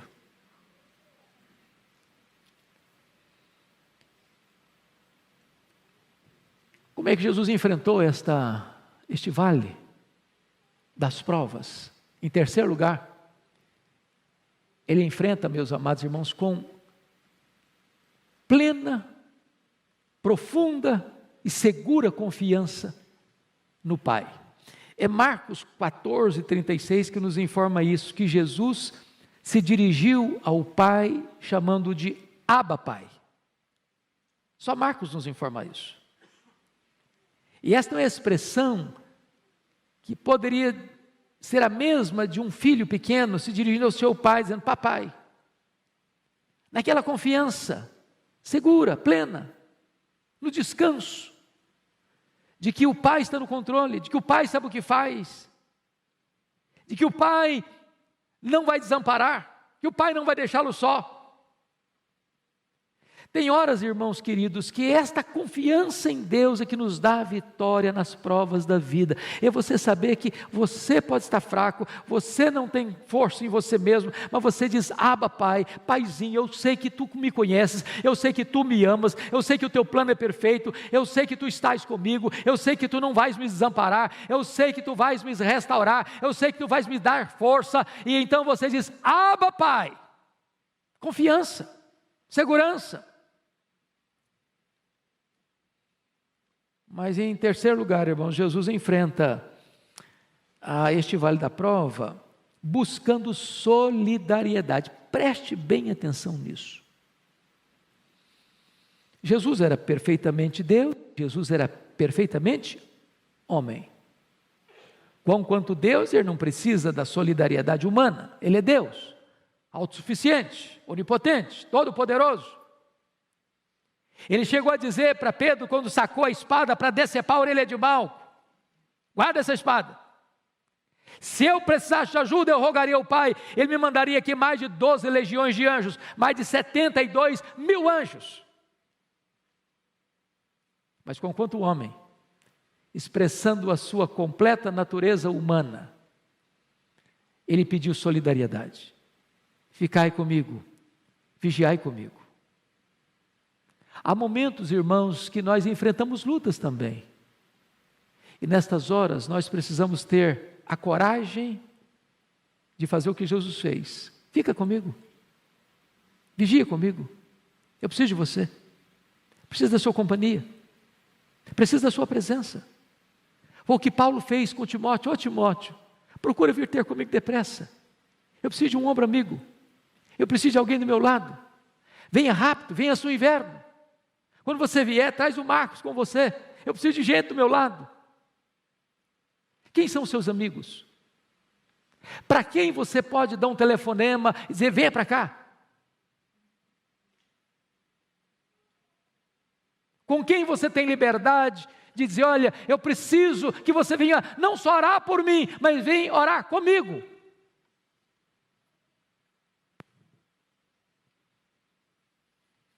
Pois bem, amados, mas Jesus enfrenta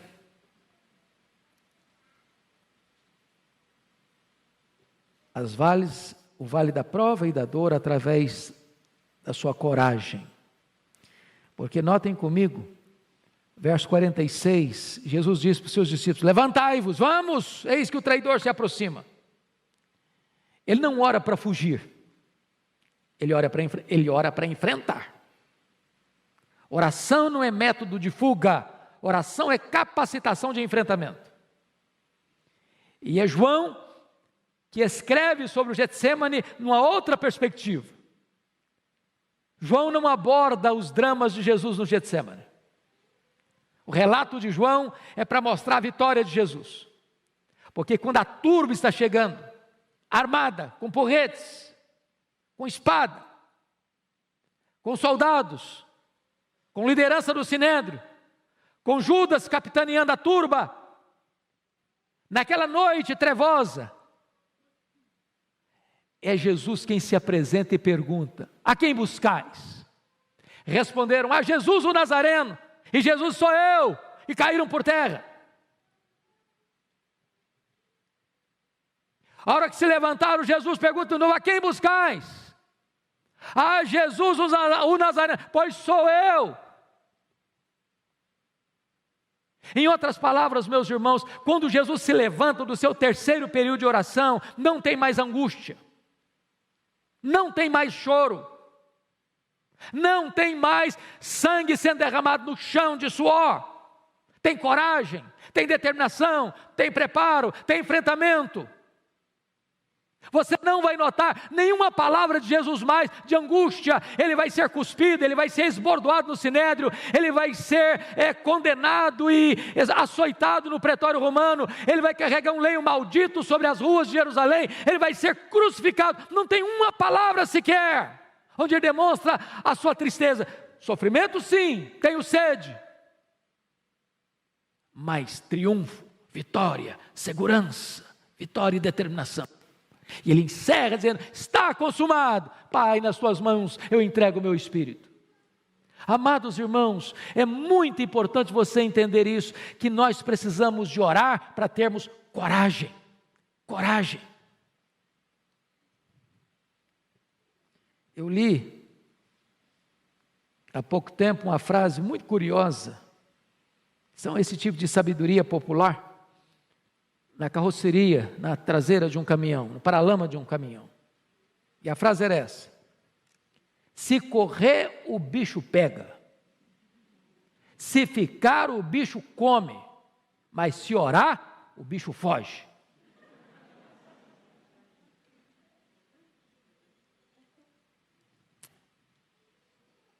É preciso de orar, queridos. Eu não estou falando de uma oraçãozinha assim, relâmpago, na hora da refeição, nem aquela oração assim de quem já está mais dormindo que acordado. Senhor, até logo, boa noite, eu estou dormindo. Eu estou falando de batalha na oração.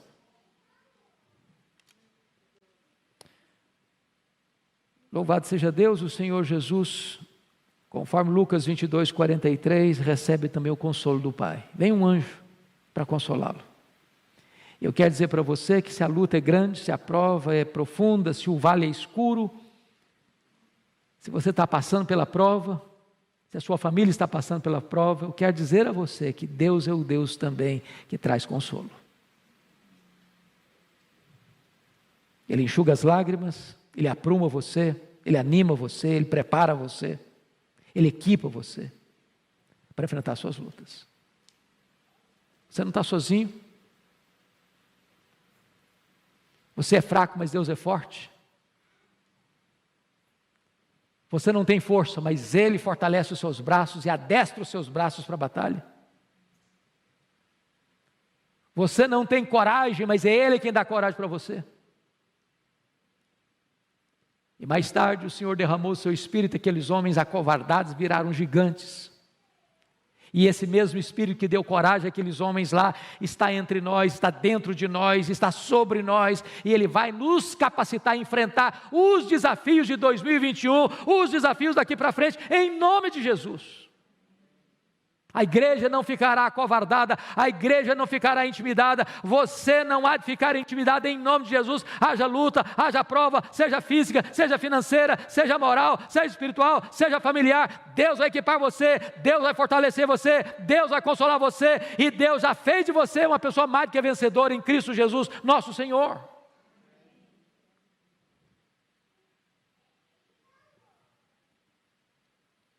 Eu quero concluir dizendo que Jesus entrou no Getsêmani profundamente triste, mas ele saiu do Getsêmani profundamente fortalecido, vitoriosamente fortalecido.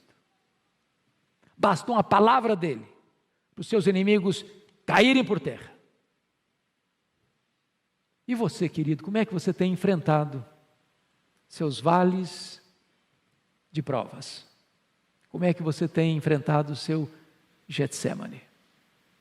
Hoje Deus quer nos fortalecer pela oração. Hoje Deus quer nos dar coragem. Hoje Deus quer nos dar a disposição e a humildade de dizer para alguém próximo de nós: olha, eu preciso que você fique comigo. Fica do meu lado, vigie comigo.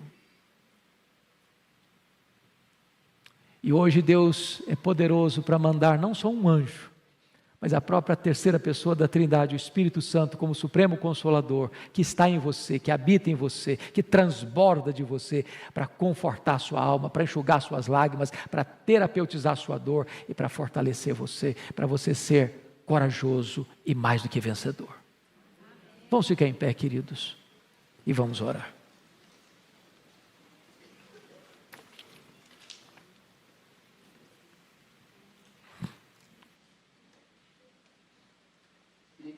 E por um instante os seus olhos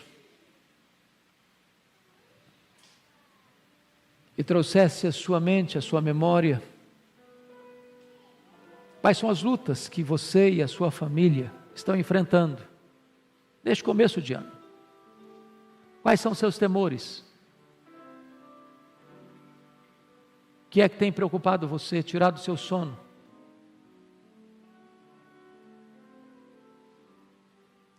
Quais são as batalhas que você tem travado no campo da sua mente? O que é que ronda a sua alma? Nas suas noites indormidas, nas suas madrugadas insones?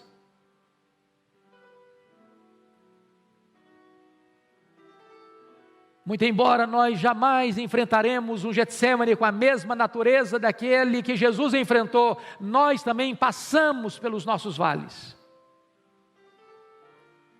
E como Jesus enfrentou, seus princípios são os mesmos para nos dar vitória.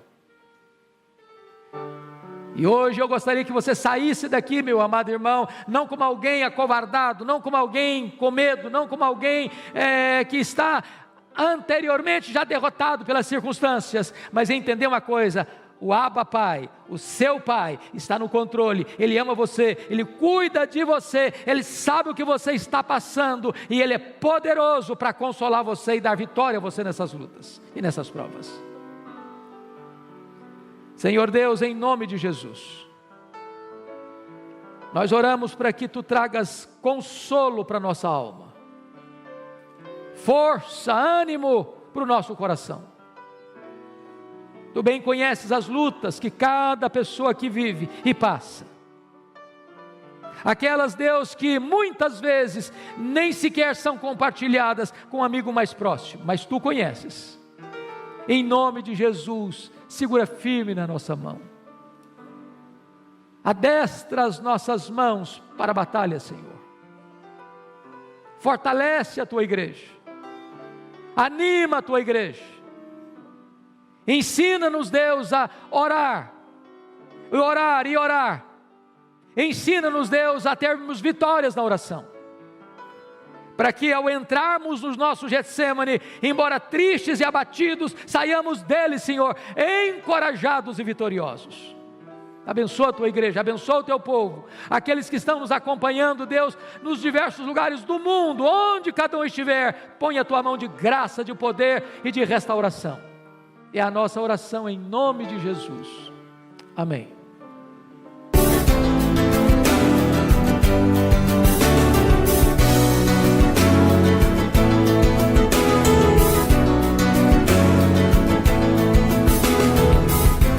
Palavra da Verdade, com Hernandes Dias Lopes.